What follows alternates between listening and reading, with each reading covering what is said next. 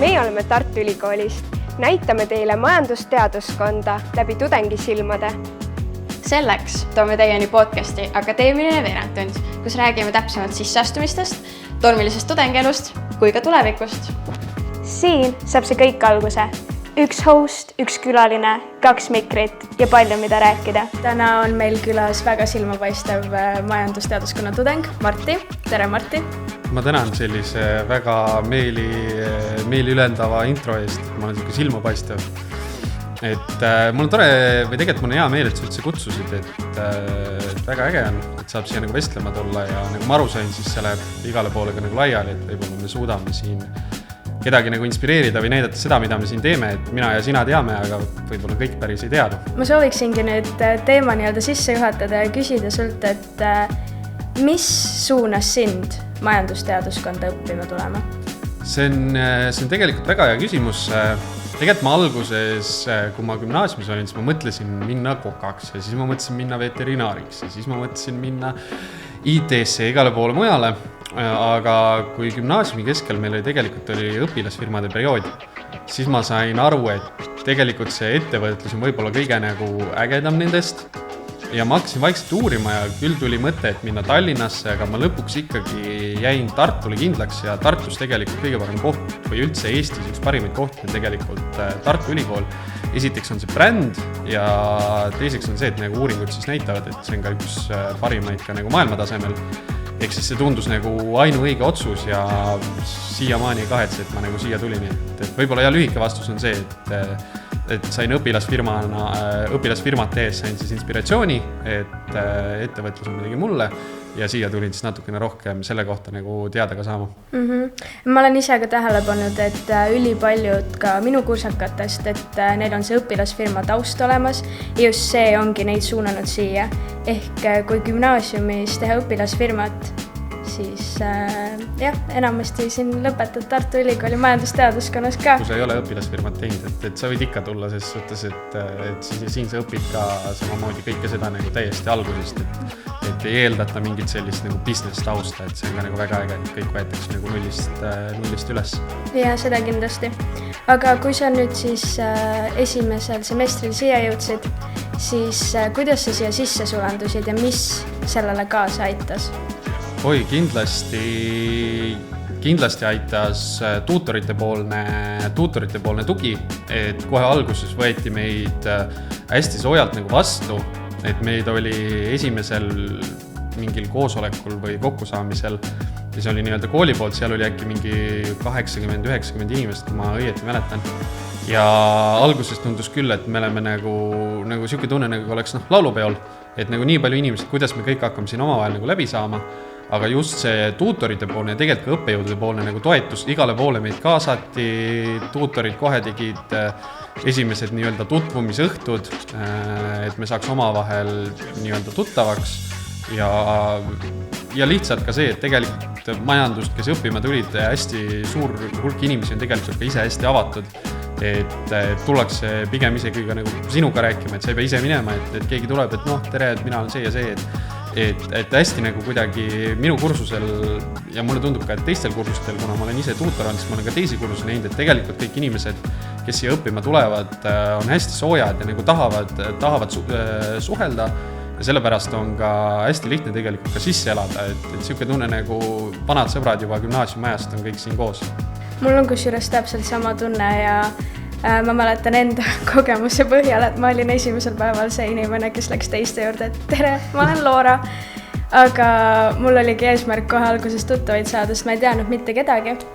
Aga mis veel kaasa aitas, oli tegelikult see, et kuna me oleme sotsiaalteadus, siis meil on hästi palju nii-öelda rühmatöid esimene semester. Ja minu arust, kuna kõik olid sellised nagu suvalistes gruppides, siis sa pidid ka inimesi tundma õppima, nii et see oli ka tore, ma arvan. Ja neid rühmatöid tuleb teil veel, et mina ise olen 3. kursusel ja eks ikka igal aastal, igal semestril on mingeid siukseid nagu grupiviisilisi nagu tegutsemisi ja see nagu näitab, et sa saad tegelikult inimestega nagu hästi nagu lähedaseks tegelikult hästi kiiresti, et praegu siin 3. kursusel ka, et osad on nii headeks sõpradeks saanud, et nagu siuke tunne, et tead nagu lapsepõlvest saadik neid. jah, mul on täpselt sama tunne enda kursakatega. Aga mis sa arvad, mis on majandusteaduse nii-öelda õppekava suurim eelis? Tegelikult see õppekava on, praegune siis õppekava, millel mina õpin, on ja siis teie ka, et see on tegelikult hästi laiapõhjaline. Et kui varem oli, enne mind oli vist niimoodi, et mingi spetsialiseerumine oli seal lõpus, siis nüüd on see, et hästi palju tegelikult on selliseid baasaineid ja sa saad teada nii turundamisest, isegi müügist, finantsjuhtimisest, kõigest sellest saab tegelikult teada. Ja ka õppekavas on ju, ma täpselt numbrit ei hakka ütlema, muidu ma äkki valetan, on terve hunnik neid vaba aineid, mida saad võtta. Ehk siis sa saad tegelikult selle õppekava teha täpselt sellise, nagu sulle meeldib. Ja see on ka väga hea põhi tegelikult ka magistrisse nagu edasi õppima minna. Et magistris on küll erinevad, nagu on turundusmagister ja on finantsjuhtimise magister ja ka siuke teoreetilise majanduse magister. Aga kui sa oled seda majandusteadust nii-öelda bakas õppinud, siis sa annad tegelikult väga hea nagu põhja ja mitte ainult siis nagu Tartu Ülikoolis, vaid igal pool ka nagu maailmas, et sa õpid erinevaid asju, et sa ei õpi ainult ühte kindlat asja, nagu näiteks turundus. 3 aastat ei õpi ainult seda. Kuna meil on hästi lai õppekava, siis mis on see, mis sind majanduse juures kõige rohkem huvitab? Kui ma õppima tulin, siis ma olin hästi kindel, et minust saab mingi finantsanalüütik, finantsinimene kuskil pangas või kuskil krediidiasutuses üldse, aga see asi tegelikult kujunes nii, et meil olid ESA-l semestril, äkki esimesel semestril, oli turundusaine oli ja mulle hakkas tegelikult see turundus väga meeldima ja üleüldse selline nagu müüki inimestega suhtlemine, et ma mõtlesin, et see finantsjuhtimine, et alguses et see on mulle, aga siis ma avastasin endas, et ma tegelikult tahaks inimestega suhelda, midagi neile pakkuda, midagi aktiivsemat teha, kui on näiteks finantsjuhtimine. Nii et ma pean ütlema sellele küsimusele vastuseks, et üldse sellised nii-öelda natukene aktiivsemad ained, nagu näiteks ärisuhtlusainet olen võtnud, turundusained, turunduse juhtimise ained, kõik sellised nagu veidikene, kus saad olla loominguline ja inimestega suhelda natukene rohkem kui tavaliste teiste majandusainetega. Aga ma tean ka veel seda, et sa tegutsesid Startup Labis, et räägi lähemalt, mis sa seal tegid ja miks peaks iga tudeng startupi tegema? Startup Labiga mul on selline kokkupuude, et tegelikult alguses ma olin ise starter-programmi läbisin. Väga äge programm, teen siin veidikene promo Startup Labile, et väga äge programm, seal õpetatakse tudengeid nagu nullist üles, kuidas ehitada oma startupi, käiakse kõik punktid läbi alates siis nii-öelda ideede genereerimisest kuni lõpuks siis klientide leidmiseni, mentoriteni ja kõige selleni välja ja lõpus on ka väga äge lõppvõistlus. Minul omal ajal starter-programmist nii hästi ei läinud. Meie idee oli Ta oli tore idee, aga ta ei olnud selline startup-ilik. Aga Startup Labiga ma puutusin uuesti kokku siis, kui ma sain Startup Labi tööle, turundus- ja kommunikatsiooni erialale. Ja siis ma olin kogu selle nii-öelda organiseerimise ja kogu selle Startup Tartu just selle kogukonna sees, mis oli nagu väga äge, et sellist nii-öelda sooja kommuuni ma polegi nagu väga kohanud, kui on see Tartu startup kogukond.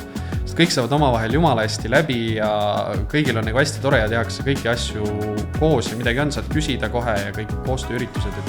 Et üleüldse see, esiteks on see kommuun ja teiseks on see, mis sa sealt saad, on väga ägedad kogemused, et isegi kui sa ei arenda sellest välja nagu päris startupi, siis on see, et sa saad nagu mingigi kogemuse ja sul on võib-olla 2, 3, 4 aasta pärast, kui sa tahad oma ettevõtet luua, siis on sul väga laiapõhjaline tegelikult teadmine, kuidas see kõik üldse nagu alguse saab ja kuidas leida kõik äge tiim ja nii edasi, et kindlasti soovitan ka nagu seda võtta, et väga hea kogemus üldse nagu ettevõtluse vallas.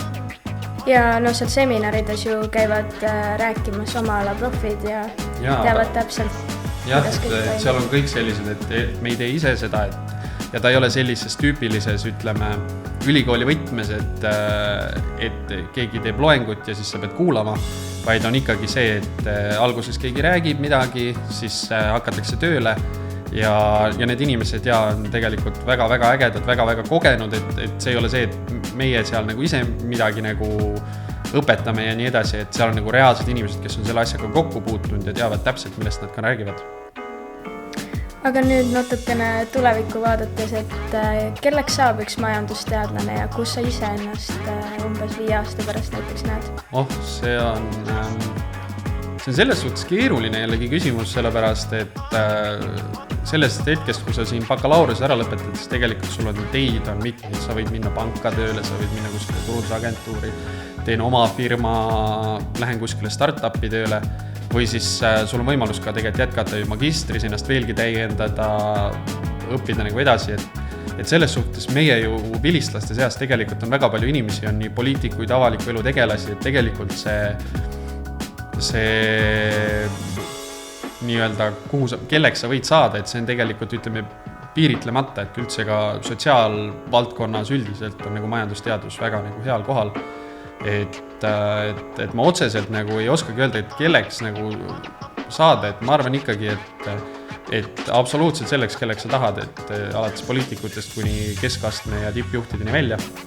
Mina ennast 5 aasta pärast tahaksin öelda, et näen ennast kuskil soojal maal palmi all ja joon mingit ägedat kokteili. Aga selles suhtes see võib ka kindlasti juhtuda. Aga ma arvan, et ma tahaksin luua kas siis oma ettevõtte, mis tegelebki näiteks kas mingisuguse nõustamise või turundusnõustamisega või üleüldse sellise nagu oma ettevõtte, et ma saan nagu midagigi nagu teha, et mul on tegelikult ka nagu startup ideid endale üles kirjutatud nagu telefoni märkmetesse, et võib-olla hakkan sellega tegelema, aga praegu ma üritan lihtsalt ära lõpetada ja mõelda sellele, et kas ja kunas minna ka nagu magistrisse, et magistrisse tahan minna, aga et kunas täpsemalt. Aga nüüd ongi meie juttu ja kokkuvõtte, et mis sa arvad, on tudengi õnnevalem? Ma võin öelda, mis on majandusteaduskonna tudengi õnnevalem, on see, et lihtsalt tule siia, ole avatud, naudi seda, mis sulle pakutakse, et siin ei ole ainult selline õppimine ja tuupimine ja pikad kontrolltööd, et siin on tegelikult väga palju fun'i.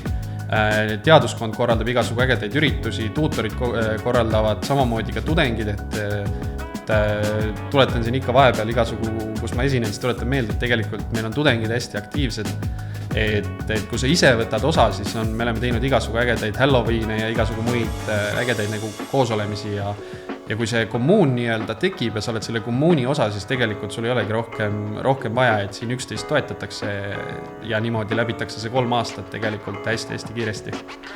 See oli väga ilus vastus. Aga selleks korraks ongi kõik ja suur aitäh! Suur aitäh, et te kutsusite ja siis tervitame kõiki fänne ja kõiki muud.